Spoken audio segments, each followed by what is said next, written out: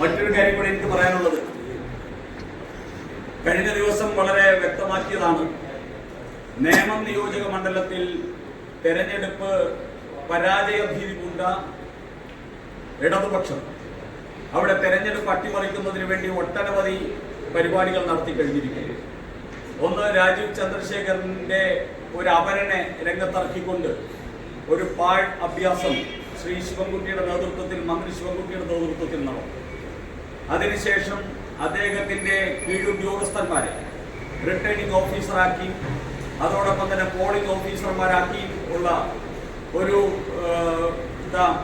ഒരു പ്രചാരവേല, ഒരു അഭ്യാസം അത് ശിവൻകുട്ടിയുടെ നേതൃത്വത്തിൽ നടന്നു. ഇപ്പോൾ അതിനപ്പുറത്ത് ചില കാര്യങ്ങൾ ഈ തിരുവനന്തപുരം നഗരത്തിൽ പിണറായി വിജയൻ സർക്കാരിൻ്റെയും അതോടൊപ്പം തന്നെ മാർക്സിസ്റ്റ് പാർട്ടിയുടെയും നേതൃത്വത്തിൽ നടന്നു വരികയാണ്. കുടിവെള്ളം മുട്ടിച്ചുകൊണ്ടുള്ള തെരഞ്ഞെടുപ്പ് അഭ്യാസമാണ് ഇന്ന് പിണറായി വിജയൻ സർക്കാർ തിരുവനന്തപുരം നഗരത്തിൽ, പ്രത്യേകിച്ച് BJP കൗൺസിലർമാർ ജയിച്ചിട്ടുള്ള പ്രദേശങ്ങളിൽ കാണിച്ചുകൊണ്ടിരിക്കുന്നത്.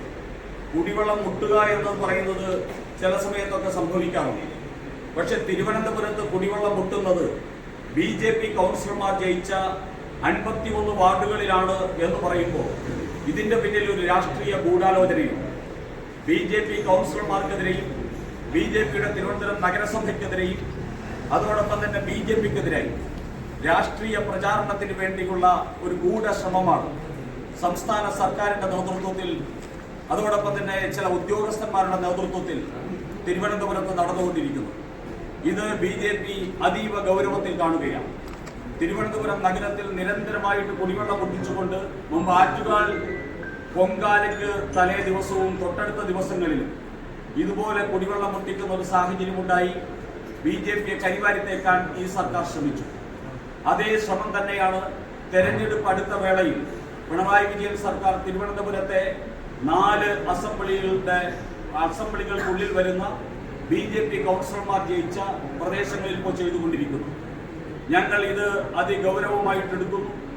ഇലക്ഷൻ കമ്മീഷന്റെ പ്രത്യേക അധികാരപ്രകാരം ആഭ്യന്തരം മുതൽ വാട്ടർ സപ്ലൈ ഉൾപ്പെടെയുള്ള കാര്യങ്ങൾ ഇലക്ഷൻ കമ്മീഷന് അടിയന്തര സാഹചര്യങ്ങളിൽ ഇടപെടാനുള്ള നിയമമുണ്ട്.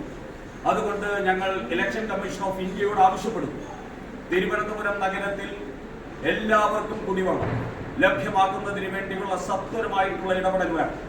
കുടിവെള്ളം മുട്ടിച്ചുകൊണ്ട് ഇവിടുത്തെ ജനങ്ങളിൽ പ്രതിഷേധം സൃഷ്ടിച്ച് അതിന്റെ പേരിൽ മുതലെടുപ്പ് നടത്താൻ ശ്രമിക്കുന്ന പിണറായി വിജയൻ സർക്കാരിന് താക്കീത് നൽകാൻ ഇലക്ഷൻ കമ്മീഷൻ തയ്യാറാകണമെന്നും ഇലക്ഷൻ കമ്മീഷൻ ഇവിടുത്തെ കുടിവെള്ള വിതരണത്തിൽ അടിയന്തരമായിട്ട് ഇടപെടണമെന്നും ഉദ്യോഗസ്ഥന്മാരുടെ യോഗം വിളിച്ചും വേണ്ടി വന്നാൽ തിരുവനന്തപുരം നഗരത്തിന്റെ കുടിവെള്ള വിതരണം ഇലക്ഷൻ കമ്മീഷന്റെ നിയന്ത്രണത്തിലേക്ക് കൊണ്ടുവരണമെന്നും BJP ആവശ്യപ്പെടുകയാണ്. നീചമായി ഏത് ജനതയെയും എപ്പോഴും ദ്രോഹിച്ച് മാത്രം ശീലിച്ചിട്ടുള്ള കമ്മ്യൂണിസ്റ്റ് പാർട്ടി ജനങ്ങളെ കുടിവെള്ളം പൊട്ടിച്ചുകൊണ്ടും തെരഞ്ഞെടുപ്പിന് വേണ്ടിയുള്ള കുതന്ത്രങ്ങൾ ചമയ്ക്കുകയാണ്. ഇത് അങ്ങേയറ്റം ദൗർഭാഗ്യകരമാണ്. പിണറായി വിജയൻ സർക്കാരും അതോടൊപ്പം തന്നെ നേമം നിയോജക മണ്ഡലത്തിൽ മത്സരിക്കുന്ന മന്ത്രി ശിവൻകുട്ടി ഇത്തരത്തിലുള്ള നീചമായിട്ടുള്ള പണിയിൽ നിന്ന് പിൻവാങ്ങണമെന്ന് BJP ആവശ്യപ്പെടുകയാണ്.